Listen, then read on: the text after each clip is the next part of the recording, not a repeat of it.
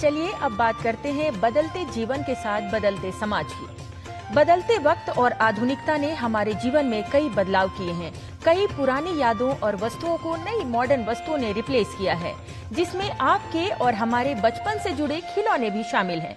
गुजरात के साबरकांठा जिले के इंडर में आज भी कुछ परिवार लकड़ी के खिलौने बनाने का काम इस कला को सुरक्षित बनाए हुए हैं।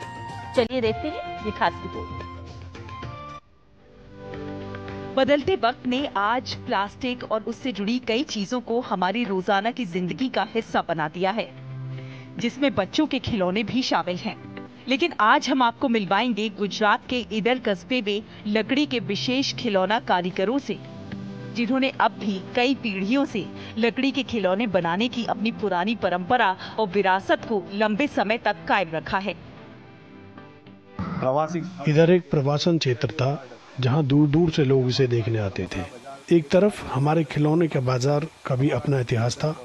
अगर आप गूगल करेंगे तो आपको पता चलेगा कि खिलौने का बाजार का विकास कैसे हुआ। हमारा ये बाजार खिलौने के नाम से काफी प्रचलित था, जिसे लोग दूर दूर से देखने आते थे। गुजरात के ईडर शहर में ऐसे लोग हैं जो लकड़ी से विशेष खिलौने बनाते हैं। यहाँ ये काम लंबे समय से होता आ रहा है। कौशल एक पीढ़ी से दूसरी पीढ़ी तक जाता रहा है और कई लोग अभी भी अपने बच्चों के साथ यहाँ आते हैं।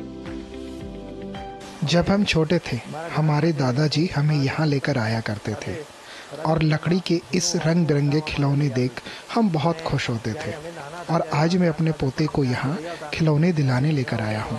साथ ही यहाँ बनने वाले खिलौने किसी भी प्रकार से बच्चों के लिए नुकसानदायक नहीं है। साथ ही महिलाओं के रसोई में इस्तेमाल होने वाली कई सामग्री भी लकड़ी से बनाई जाती है। ये लोग त्योहारों के लिए खास खिलौने तैयार करते हैं और इनकी कीमत 20 रुपए से लेकर 1000 रुपए तक होती है। साग, नीलगिरी जैसे आप अलग वनस्पति की लकड़ियों से हम खिलौने बनाने का काम किया करते थे, जो खिलौने छोटे बच्चों के लिए काफी अच्छे होते थे। उन्हें किसी प्रकार की कोई तकलीफ, एलर्जी नहीं होती थी। साथ ही कुछ बच्चों को खिलौने मुंह में डालने की आदत होती है। हम जो लकड़ी के खिलौने बनाते हैं उसमें इस्तेमाल होने वाला रंग भी कोई नुकसान नहीं देता है। साथ ही हमारे खिलौने, जिसे दावड़ी कहा जाता है, जो बच्चे अक्सर मुंह में रखते थे, उनसे उन्हें दांत आने में भी काफी मदद मिलती थी। जो झूमर बच्चों के झूलों में लगाया जाता था, उसे हम बनाते हैं। कृष्ण भगवान के झूले जो त्योहार में इस्तेमाल होते हैं, वो भी हम बनाते हैं। ऐसे कई अनेकों अलग अलग वस्तुएं हमारे यहाँ 400 से अधिक कारीगर हैं और बुजुर्ग लोग मिलकर बनाते हैं।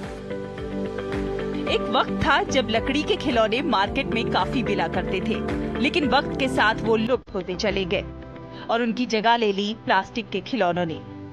लेकिन वर्षों से लकड़ी के खिलौने बना रहे साबरकांठा के व्यापारी आज भी इसी काम से जुड़े हुए हैं और सुंदर सुंदर खिलौने बना रहे हैं और इन खिलौनों को राष्ट्रीय और अंतर्राष्ट्रीय स्तर पर सराहना मिल रही है।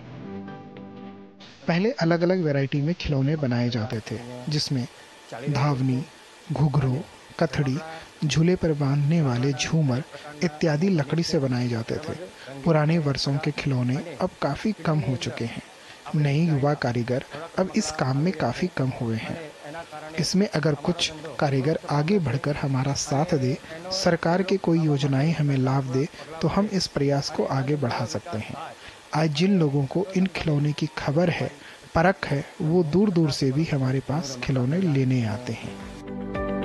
विरासत और परंपरा को सहेजते ये व्यापारी सचमुच सराहनीय काम कर रहे हैं। साबरकांठा से हसमुख पटेल की रिपोर्ट, DD न्यूज।